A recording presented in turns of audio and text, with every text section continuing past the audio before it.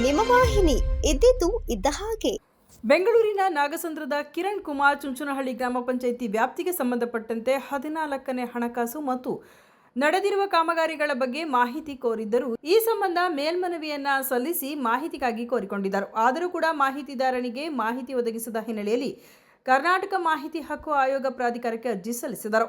ಕರ್ನಾಟಕ ಮಾಹಿತಿ ಹಕ್ಕು ಆಯೋಗದಿಂದ ಅರ್ಜಿದಾರನಿಗೆ ಮಾಹಿತಿ ಒದಗಿಸುವಂತೆ ಅವಕಾಶಗಳನ್ನು ನೀಡಿದ್ದರೂ ಕೂಡ ಮಾಹಿತಿ ಒದಗಿಸದೆ ನಿರ್ಲಕ್ಷ್ಯ ವಹಿಸಿದ ಚುಂಚನಹಳ್ಳಿ ಗ್ರಾಮ ಪಂಚಾಯಿತಿಯ ಕಾರ್ಯದರ್ಶಿ ರಾಜು ಅವರಿಗೆ 25,000ಗಳನ್ನು ದಂಡವಾಗಿ ವಿಧಿಸಿದೆ.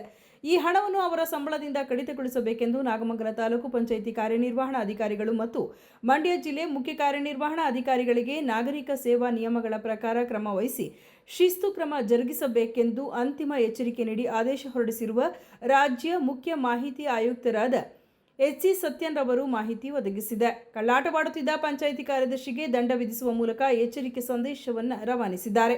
ಇದಕ್ಕಾಗಿ ಸಬ್ಸ್ಕ್ರೈಬ್ ಆಗಿ ಹಾಗೂ ಬೆಲ್ ಬಟನ್ ಒತ್ತಿ.